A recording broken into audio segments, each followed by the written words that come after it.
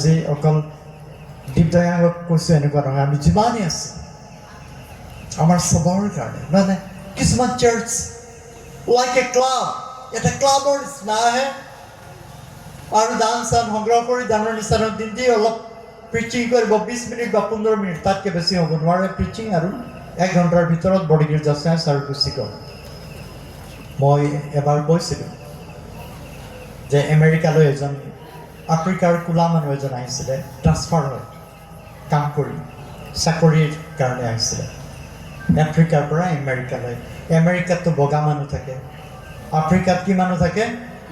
কোলা মানুহ থাকে, নহয় জানো?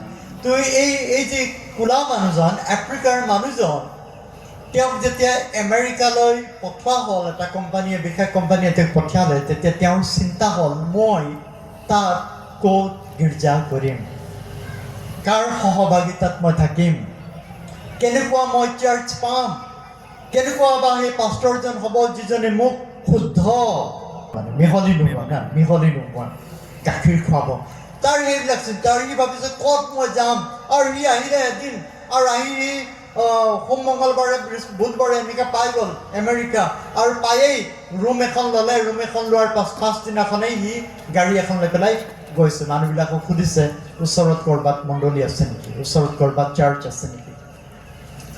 মানুহবিলাকে ক'লে সেই ওচৰতে এটা ধুনীয়া বিউটিফুল চাৰ্চ। আপুনি গেটটোত সোমালেই এনেকুৱা লাগে যেন স্বৰ্গৰাজ্যৰ দুৱাৰতে সোমাই আছে। আপুনি যেতিয়া সোমাই যাব, দেৱদাৰু গছবিলাক দুই চাইডত ইমান ধুনীয়া ধুনীয়া ধুনীয়া ধুনীয়া গছ, আৰু আপুনি যেতিয়া ভিতৰলৈ যাব, গীৰ্জাঘৰৰ বাৰাণ্ডাত ভৰি দিলেই আপোনাক মনটো ইমান ভাল লাগিব, ইমান ধুনীয়া, ইমান পৰিষ্কাৰ, কি যে সুন্দৰ ৰং, আৰু কি যে সুন্দৰভাৱে তেওঁবিলাকে তাক সজা পৰা কৰিছে গীৰ্জাঘৰটো। আপুনি তালৈকে যাওক।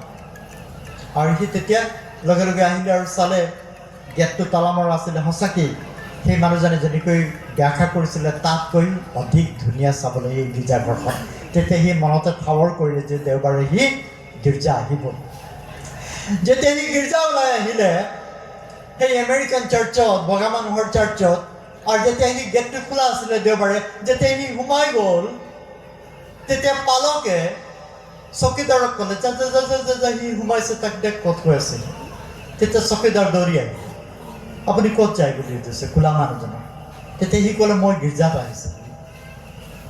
তেতিয়া গীৰ্জা আপোনালোকৰ গীৰ্জা ইয়াত নহয় নহয়, আপোনালোকৰ গীৰ্জাটো অলপ দূৰত আছে বুলি কৈছে। তেতিয়া সি কৈছে মই ইয়াতে গীৰ্জা কৰিম। তেতিয়ালৈকে পালক আহিলে আৰু কৰ্মী 2-3জন আহি পেলাই কৈছে, তেওঁক বুজালে, সেই কোলা মানুহজনক বুজাইছে মানে যে এই গীৰ্জাঘৰখন যে কোলা মানুহবিলাকৰ কাৰণে নহয়, এইটো আমাৰ বগা মানুহবিলাকৰ কাৰণে। আমেৰিকান চাহাববিলাক ইয়াত গীৰ্জা কৰে, কোলা মানুহবিলাকৰ কাৰণে এটা বহুত ভাল চাৰ্চ, আৰু অলপ দূৰ গ'লে আপুনি পাব, আপুনি তাতে যাওক আৰু তাতে আপুনি গীৰ্জা কৰক।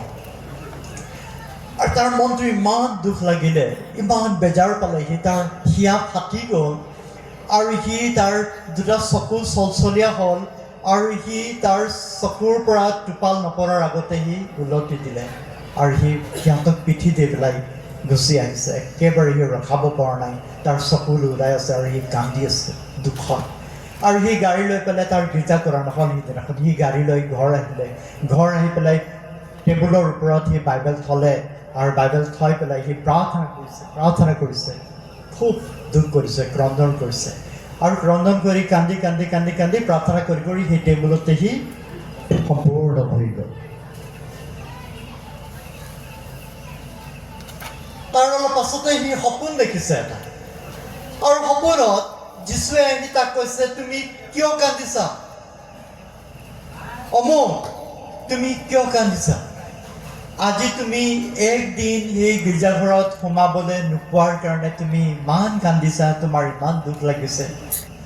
তেন্তে তুমি চিন্তা কৰা, আজি 40 বছৰে মই কিমান বাৰ সেই গীৰ্জাঘৰত সোমাবলৈ চেষ্টা কৰিলোঁ, কিন্তু এবাৰো মই সোমাব নোৱাৰিলোঁ বুলি কোনে দৰ্শন দিলে? যীশুৱে দৰ্শন দিলে। কাক দিলে দৰ্শন? কোলা মানুহজনক দিলে। কি আচৰিত! This is not a story, এইটো কাহিনী নহয়, বাস্তৱ হয়। আজিও এনেকুৱা মণ্ডলীবিলাক আছে যি মণ্ডলীত খ্ৰীষ্ট নাই, এটা জীৱিত যিটো মণ্ডলী, জীয়া মণ্ডলী, সেই মণ্ডলী বৃদ্ধি হ'ব। এতিয়া গ্ৰীক আৰু যিহুদী বুলি নহয়, দাস আৰু প্ৰভু বুলি নহয়, পৰজাতি আৰু যিহুদী বুলি একোৱেই নাই, সকলোৱে এক, কাৰণ আমাৰ ঈশ্বৰ এক আৰু পবিত্ৰ আত্মাও এক, আৰু আমাৰ উদ্ধাৰকাৰী প্ৰভু যীশুখ্ৰীষ্টও এক। Praise the Lord. We are all same and one in Lord Jesus Christ. আমি সকলোৱে একেই আৰু খ্ৰীষ্টত আমি এক। যদি আপোনাৰ মণ্ডলীত যদি এটা বেলেগ পৰিয়াল আছে, সেই পৰিয়ালৰ মানুহ এজনে যদি উপযুক্ত হয় মণ্ডলীৰ পালকৰ কাৰণে, আৰু তাক যদি 2-4জনে কৈ দিলে ইয়াক পালক আনিব লাগে, আৰু যদি আপুনি আৰু মই যদি চিন্তা কৰিছোঁ আমাৰ নিজৰ জাতিৰ মানুহ ইমান থাকোঁতে বেলেগ জাতিৰ কেলৈ দিম, আমাৰবিলাকক দিম, হয় নাই? এনেকুৱা সভা সমিতিবিলাকত, মণ্ডলীবিলাকত এনেকুৱা হয়। এতিয়াও মানুহবিলাকে ঈশ্বৰৰ যে সন্তান হয় তাক তেওঁলোকে বুজিব পৰা নাই। সেইটো এটা প্ৰব্লেম আমাৰ। চাৰ্চটো সেইটো আপোনাৰো নহয়, মোৰো নহয়। আপুনি ক'ব নোৱাৰে দিব্যয়নটো মোৰ চাৰ্চ হয়, মই ক'ব নোৱাৰোঁ গোলাঘাট বাপ্তিষ্ট মণ্ডলী মোৰ মণ্ডলী হয় বুলি ক'ব নোৱাৰোঁ, কাৰণ এই মণ্ডলী কাৰ হয়? খ্ৰীষ্টৰ হয়। Praise the Lord. Hallelujah. খ্ৰীষ্টৰ মণ্ডলী হয়।